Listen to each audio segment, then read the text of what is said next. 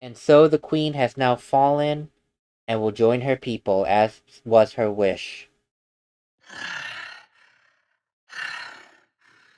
Well done. It was a challenging battle.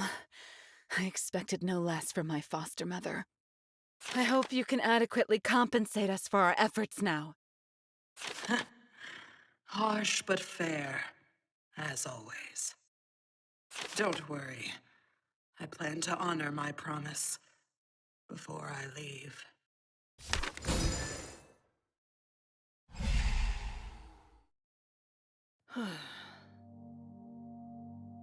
Though perhaps this look is more appropriate. Who are you really, Queen Munie? You know so much about so many things. Who are you? It's a little strange to be asking your mother a question like that, don't you think? I know you were a general of Hoikade, but before then, not even Magnolia has any in-depth information about your past, Queen Munie. And of course, insisting would have caused diplomatic incidents. I thought I was going to die carrying this secret with me. I was a spy for the Church of Pilum. Say what? A, a spy from the church? Forgive me for saying that I find that hard to believe. Why would you infiltrate Hoikade? The church has always kept an eye on the research of Elias Leman and Saito Pascal. We wanted to avoid any disasters that would shake the entirety of Arlevium. It hasn't worked out very well so far, clearly. It wasn't easy to keep an eye on the ramifications of that wicked research. Amaranth's monocrest on one side, and the vassals of the Demon King on the other. I, for one, was in charge of making sure the vassals in Hoikade didn't get out of control. Mother, I had no idea. And the fact she kept an eye on me all this time now takes on a whole new meaning. So, if your role was that to simply be of a spy, why become queen then? It wasn't planned initially, but living in Hoikade for many years, I became attracted to its people, and vice versa. When the previous rulers passed away, it was the people who elected you, a general, as their ruler. Yes, it was a popular choice. All in all, you made the people of Hoikade love you. Ah. Maybe I should have believed you that fateful day. But I think I understand. I think I understand it now. Having to represent both Hoikade and Pilum's interests, you couldn't risk throwing away a lifetime's worth of work. You just chose your duty and your people over your daughter. At the end of the day,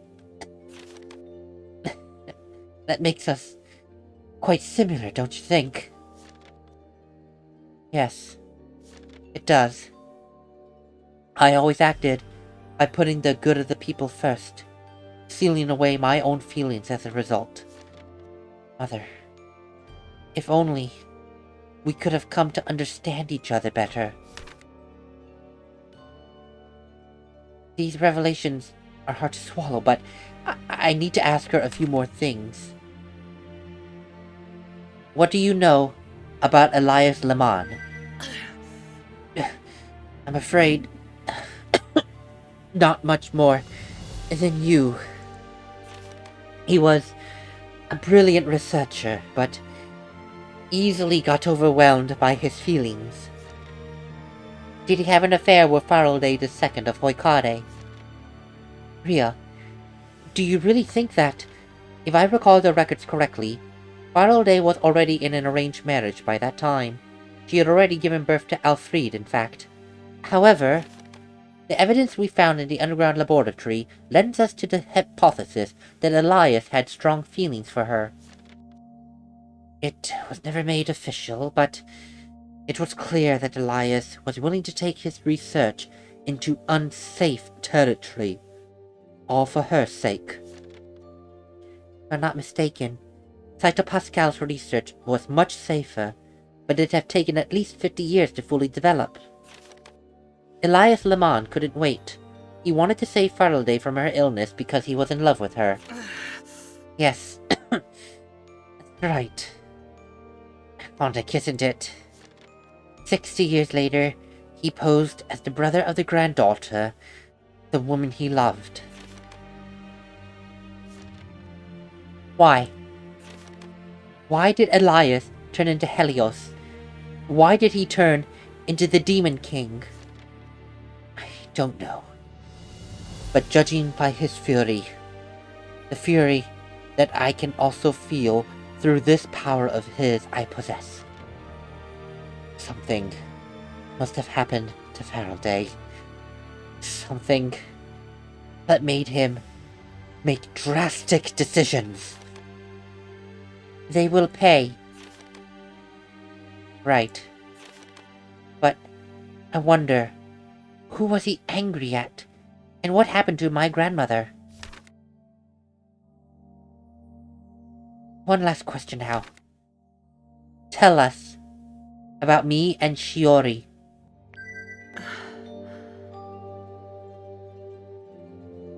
Please, Queen Munie. If you know anything about our past, anything at all.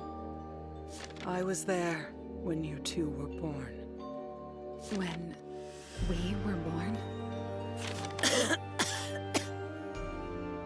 Explain yourself. Does that mean you know something about our real parents? It was a delicate situation. The former vassal was losing control. We had to transfer the Demon King's soul. But the only compatible person was the child in the Queen's womb, who was pregnant at the time. You transferred the Demon King's soul into the pregnant Queen's womb? Yes. I knew that the Demon King's soul had been passed to me as soon as I was born, but it never crossed my mind it could have happened even before that. They were that desperate that they condemned an unborn child. I mean, I get it because it was the only way to seal away the Demon King's soul, but to be that desperate to condemn an unborn child. And you know what, I do have to say this rings a lot like the plot of Tales of Hearts, where, spoilers, the soul of an important game character in there was transferred into an unborn child. So it rings a lot of that.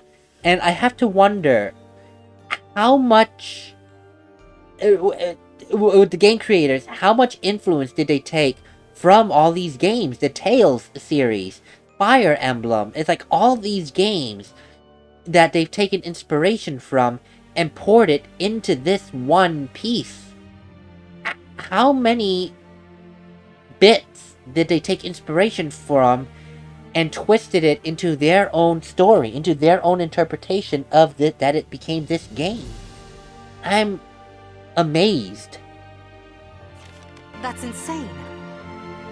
But it was the only solution. Who performed the rite of vassalage? Her Holiness Soraya herself. The matriarch.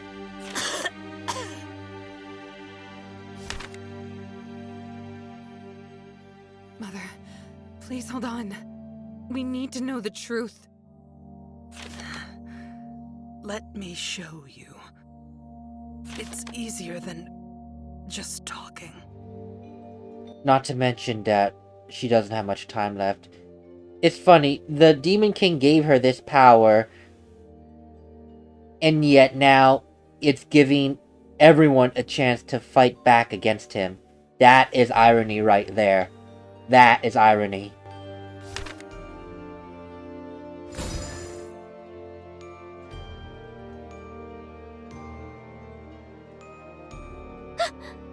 Something appeared in my mind. So you can see it too? What's this vision? Who are these people? Your parents. That day, when you were about to be delivered, something went wrong. There was a magical explosion, and everyone in that room died. Mom. Dad. Next to the body of King Alfred, Soraya and I found a baby. She was crying out loud, almost as if she sensed that her parents just passed away, in an attempt to save her life. No. The king must have protected her with his own body. Yes, that child. It was you, Fa. But you weren't alone. That can't be. That's me. Twins. Yes, you two were beautiful twins. And that explains so much then. Faratros got the soul of the Demon King. But Shiori got the Demon King's ability to sense malice. In a sense, they were both compatible. And thus they shared the burden. So it is true. Faratros and I are... Twin sisters. Faratros had inherited the absurd magic of her grandmother, Fereld. And you, Shiori, you had the seal of vassalage. The power to seal away evil.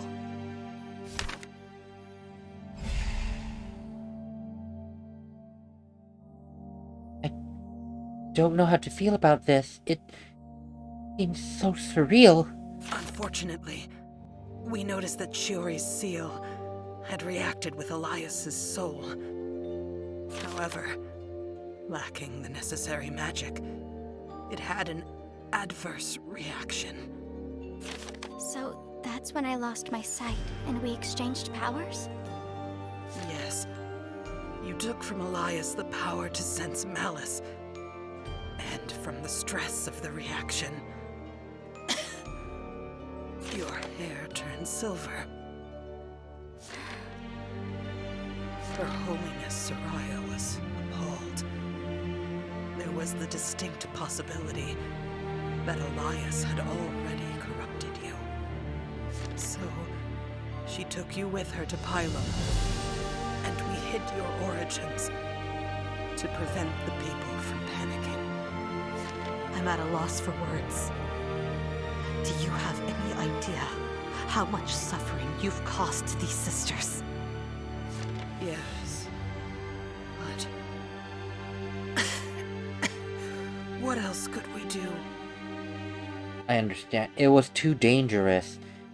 She was born with the ability to enact the right of the vassalage.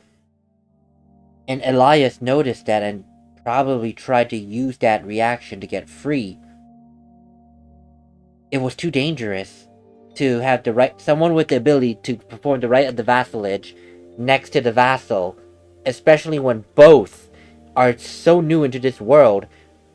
The seal was just barely born into the world, and Shiori, her power just barely is awakening. It was too dangerous, I understand. They were both unstable and destined to fail. Faratros was missing most of the seal, which allowed Elias's power to leak out over the next 21 years, creating the Helios you knew. Are you trying to say that no matter how hard I tried, I had already failed as a vassal from the day I was born? Yes. You know the rest of the story. Was an incomplete vassal. And Shiori, my twin sister, she was the missing piece of the puzzle all along.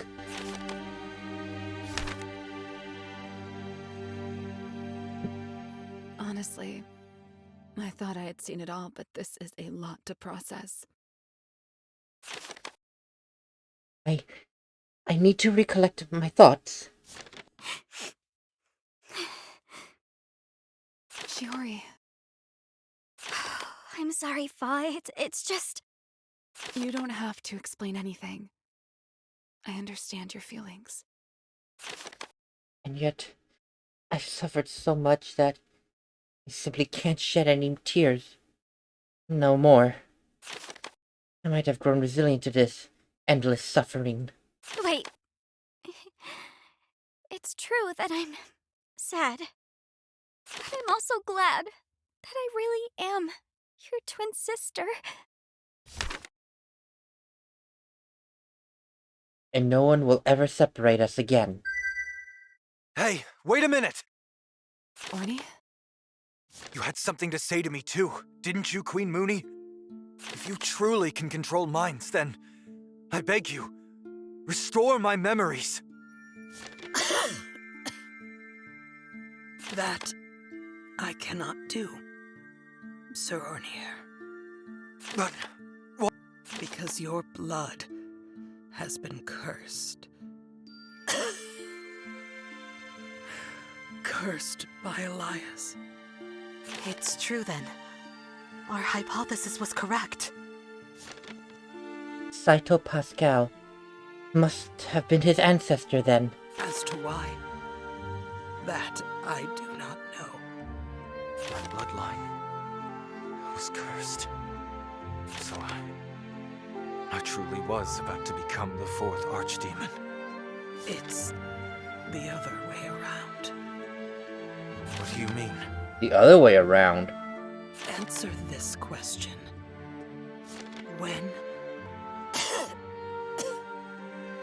When did you lose your memories, exactly? I was with him. We had just started our journey to get here from Pylum, after we got the monocrest. As I thought. Mother, are you about to... I can see it too, she's fading. What's that supposed to mean? There are no memories to be restored. There are no memories to be restored. Because you, since you were born, although it was just a latent side of yours, you've always been an archdemon.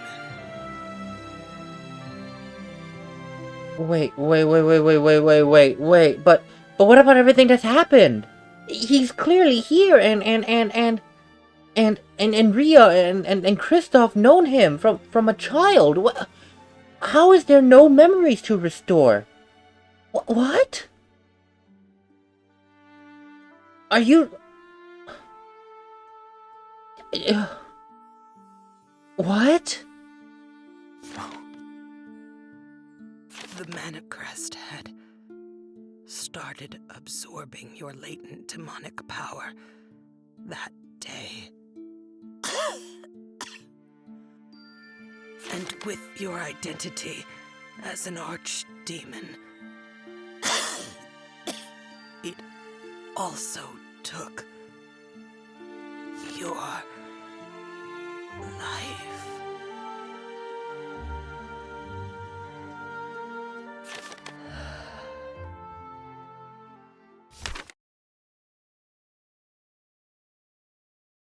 I cannot accept this answer. Wake up. Tell me this was a mistake. If all my life I have been an archdemon, then who or what should I be now? Wake up, damn it! Nini, stop! She's already... Damn!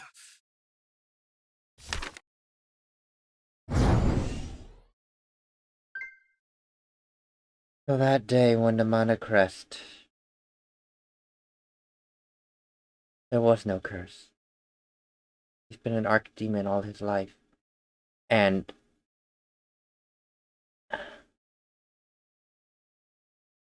when the mana crest started absorbing his power, according to Queen Munie, he also lost his life.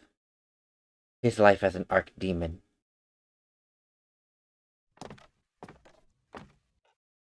Wow.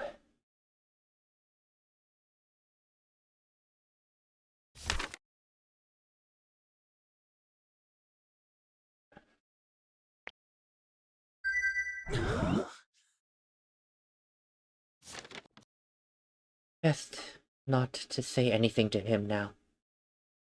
No, there are no words. There's just no words. I never would have thought that's how they would... Let's go. I never thought that's how they would spin the story. I honestly didn't. I thought maybe he was becoming an archdemon and lost his memory. Okay, that's fair. Because the other three have gotten their powers as that. But he was born an archdemon. And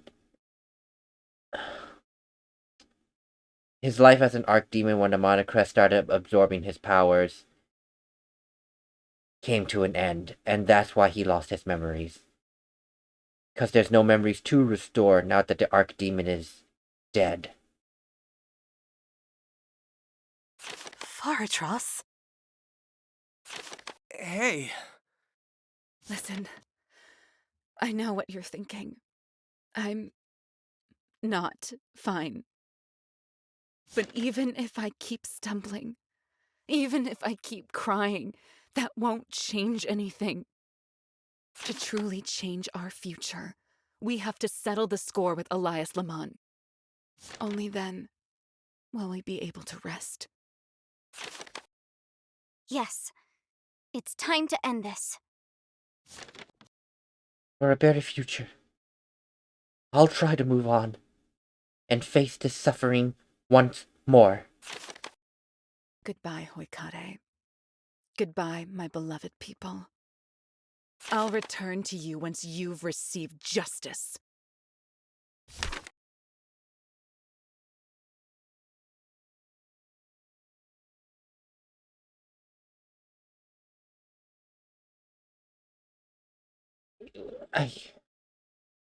I don't know what to say. And Livonus is still alive? I thought he was dead. I thought he was dead.